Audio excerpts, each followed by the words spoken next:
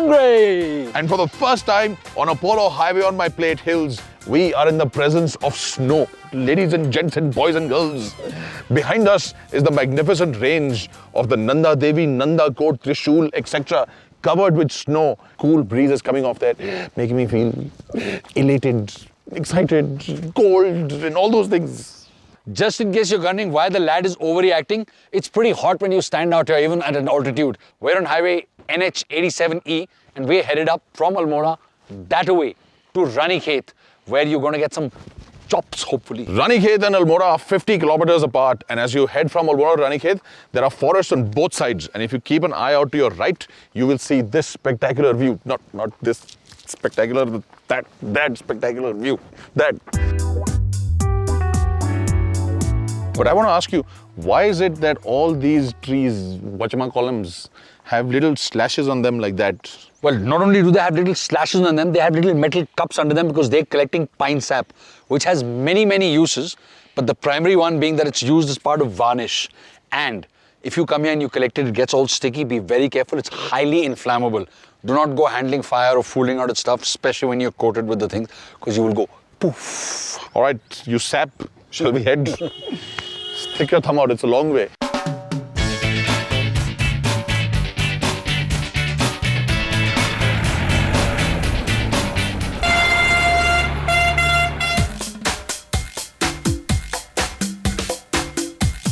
National Highway 87E has brought us to the little town of Ranikhet or Queen's Meadow.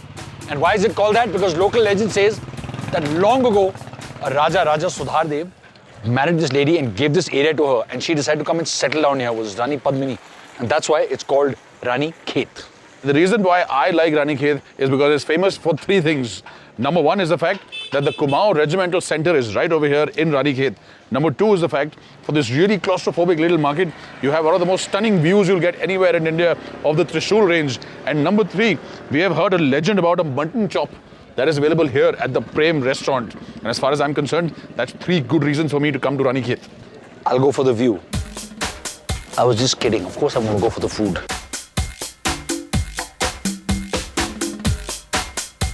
It was 1964 when two brothers started cooking up something special, and they've been doing it for all those years. One of them is still alive, still works in the kitchen, still cooks, and his elder brother's name was Prem, and that is why this is the Prem Restaurant.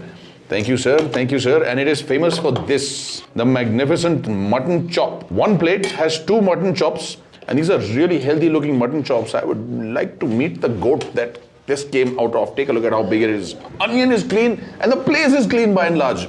I love it already. Fantastic. Fortunately for me, what I've got is these cholas.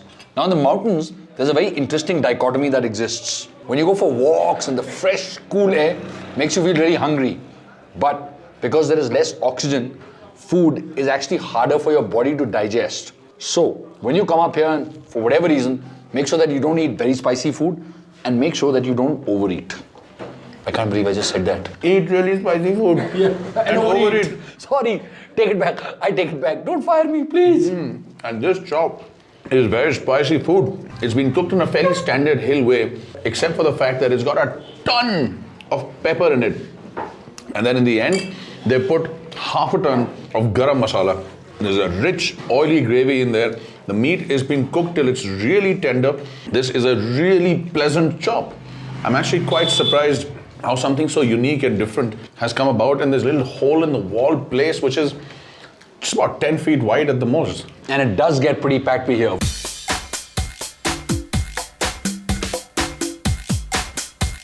How's the aloo chole? The cholas have been overcooked a little bit, so they're slightly squishy, but that takes away nothing from their taste. Nice balance of garam masala, fresh coriander going on in there, and food in the hills still tastes a lot better than the food in the plains, I think.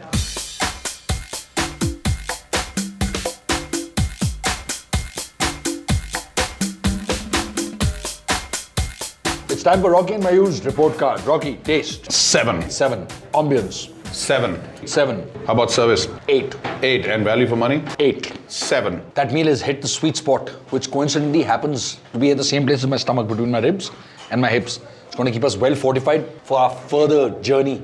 Higher and higher and higher.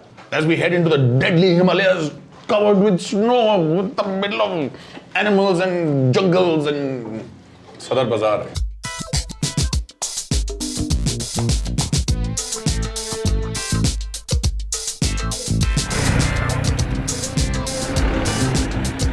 The hills have beautiful, thickly forested slopes. It's really peaceful and quiet, and a lot of people find this ideal space for retirement. One such person has made this the cafe. She's a retired army officer's wife. She also runs a homestay called Valley View Villas just down below. And if you head out of Ranikhet and drive for 12 kilometers towards the little crossroads at Machkhali, you will come to this on your left-hand side. The cafe is very popular with travelers because two things. A, it's a nice quiet place away from the hustle and bustle of the Ranikhet little market in the center of town. And B, because it gives you a nice little alternative to just having local food. It is a cafe, and the concept of a cafe is all-day dining. So you can get whatever's on the menu anytime you like and listen to bird song while you're at it. Please carry on. So, as I was saying, it was the year 1938 when Mayur was a young man. We were headed... Okay, you know what I mean. Come on, get out.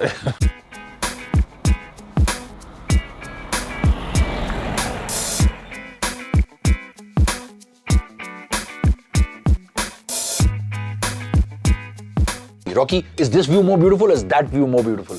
What is that view? Not even looking at that view. I can't see anything. So what I have is a cheese masala omelette, some nicely grilled tomatoes. We've got a cheese, chili and corn toast over here, which has been freshly done. And when you come out in the hills, these things are just lovely to tuck into. This breakfast has got everything that a homemade breakfast should have, including this, and this is very special, homemade tomato ketchup. I have never had it before in any eatery in the country. Oh, nice, peppery. Here's a little tip for when you eat in the mountains. As soon as your food comes, it's pretty cool up here, so your food will get cold very fast. If you want your food nice and hot, stop talking, shut up and eat.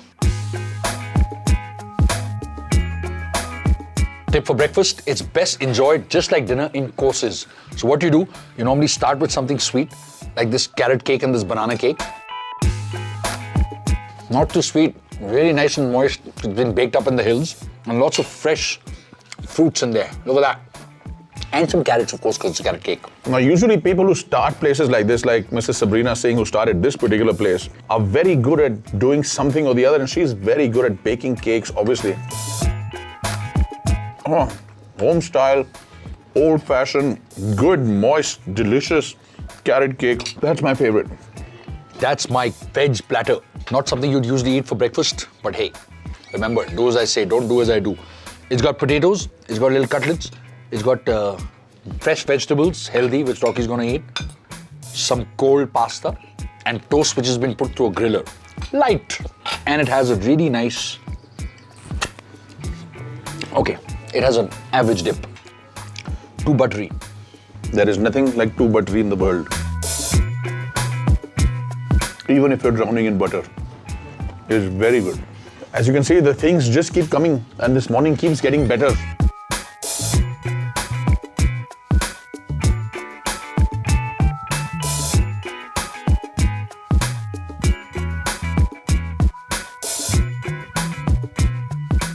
We're going to continue to tuck into more of this breakfast, but not before we give you Rocky and Mayur's report card. Mayur, taste. 6. 6 is good. Ambience?